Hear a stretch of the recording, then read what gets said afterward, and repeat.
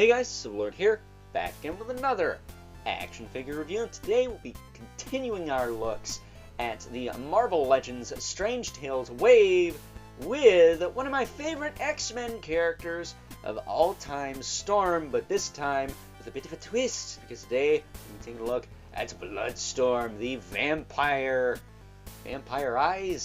whatever you want to call it, version of Storm from an alternate reality, a dark reality, I can only assume, where she was transformed into a vampire by Lord Vlad Dracula. Although I don't believe it was Lord Vlad Dracula. I want to say it was more the Vincent Price Tomb of Dracula looking Dracula. But don't quote me on that. That said, if you do got Dark Beast, I think she'd go quite well with him.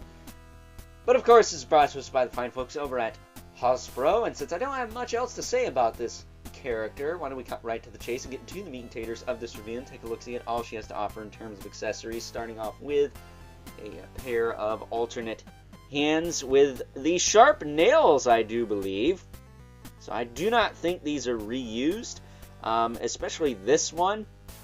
This is the one that threw me for a loop, because she's kind of doing the almost a Doctor Strange thing there, as if she's casting a spell. No lightning effects, unfortunately, and it's funny I say that because I did find a couple when I was cleaning my desk the other day. At the time I'm recording this is going up way later than the time I'm recording it, as I often do because I like to be ahead. But speaking of heads, she does come with an alternate head. How's that for a transition? This one's closed mouth, very stern looking. I like the hair on this one a little better, but it is what it is. She's not really bearing fangs here. I think they just painted the fangs on the lips, so that's kind of weird. So I will not be using that head. I will be using this head, because much like Lord Vlad Dracula, she's got a scrape and lick head. Oh yeah. Can't believe we didn't get one of those with the Bela Lugosi from NECA, but we got two in this Strange Tales wave. That said, this, not gonna lie, is probably my least favorite figure of this wave, because she's just not as exciting as the rest. There's nothing inherently bad about this figure. I mean, some people don't like the dated body buck, even though they were praising it when it was first introduced with Jessica Jones, but now everyone's like, this is crap because it's got pins in it.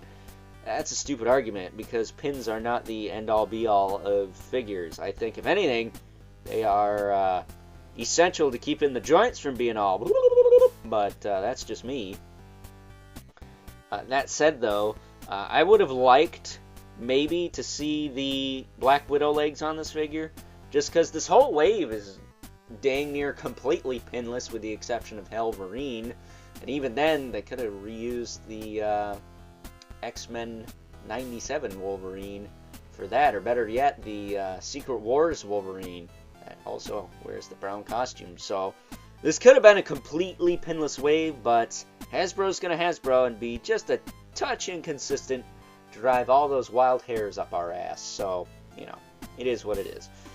As far as her articulation goes, though, she does have a disc hinge in the neck, which I'm not a fan of the disc hinge, but on her it's not terrible. She does not have a lick it like a lollipop going on, but she can tilt, she can rotate side to side.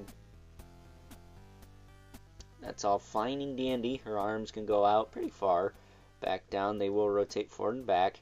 She's got a elbow swivel, very tight too, with a hinge. She's got swivel hinge wrists. I would like maybe some fist hands with her too, maybe. Diaphragm joint leans about that far forward, back pretty far. She's got a little bit of tilt in there, a little bit of rotation. But you can see her waist kind of moving there. She has a waist cut, which is very interesting. It's not a ball, unfortunately. I would have rather it was a ball joint, kind of like G.I. Joe Classified. But, you know what? Some articulation is better than none. As far as her hips go, they will kick this far forward, this far back. They don't... actually, that's a lie. They kick out pretty far. I don't remember these kicking out that far. Interesting. Got a thigh cut. And she does have... I thought she had a gummy thigh cut for a minute there. I'm like, oh, that's weird. She's got double knee, but I will tell you, They are very tight. Especially this bottom knee on mine. Whew. And the top knee over here.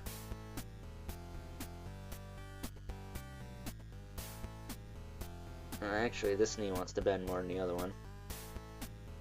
But yeah, very, very tight joints on those knees. But once you get them going, they seem to want to work.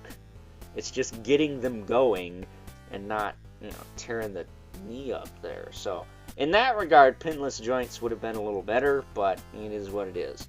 She got no boot cut, which I think would have helped because she has a very steep ankle rocker, which really just kind of swivels almost.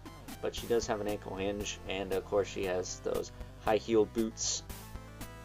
Because if you haven't noticed, there's a lot of reuse from the punk rock Storm, which I initially thought was Bloodstorm, but I guess that was just an alternate look for Storm. Learn something new every day, I suppose. But yeah, I like this figure. I do. I think she's probably one of the better Legends of the year, period. Just because it's something freaking different. It's not more of the same. Which I think people need to quit wanting more of the same. It's like, I want everything I already have just pinless. That's lame. That's really freaking boring, and I'm not for that. I like different stuff. This is definitely different. This has definitely got a big old chunk of cleavage right there. For Hasbro, that's impressive. I know it's a fan channel wave, but they usually don't go that hard on the cleavage, so kudos to them. But I like the figure. Is it my favorite of the wave? Absolutely not. We took a look at that character earlier with the Vlad Dracula, so check that review out if you haven't already. Really appreciate it if you did, but I don't think she's like complete crap, so, I still think she's worth a pickup, especially if you want to finish that Build-A-Figure, which we'll be taking a look at towards the end of the week. So, with that being said, it is time now that we move right along and take a look at some size comparisons. First up, here's good old Bloodstorm alongside a couple other figures from the Strange Tales wave. We have Mr. Moon Knight, potentially the best Moonlight in the Marvel Legends line. Stay tuned for a review of him going up tomorrow. As well as Brother Voodoo, aka Dr. Doodoo, if you pay attention to the comment section on a lot of posts in regards to this figure. Still trying to figure that one out, because I don't think he's that bad. In fact, I think both of these figures are way better than Bloodstorm here, but that's just me. Getting them out of the way, though. Bringing our two regulars, the Mythic Legion's Brother Mandibilith. Right there. And the infamous Elephant Spawn, who, as usual, towers over everyone, because despite the fact that Bloodstorm here has some crazy heel action going on, she's still no match for the towering giant known as Al Simmons. So, with that being said, it is time now that we wrap things up with some final thoughts. Overall, while I still believe that there isn't anything inherently bad going on with good old Bloodstorm here, albeit the lack of a boot cut and the very steep ankle rocker combined with those high-heeled boots don't do her any favors. She's still not a bad figure. She's just not as exciting as the rest of the wave, which features a couple of characters I've been waiting years and years and years to get in the life of the Marvel Legends line, a Ghost Riderized Wolverine, and quite possibly the best Moon Knight we've ever gotten in the life of Marvel Legends, Hasbro, Toy Biz, or otherwise. Stay tuned tomorrow for that review. So, with that being said, I hope you guys enjoyed this review. Until next time, I'll catch you guys later.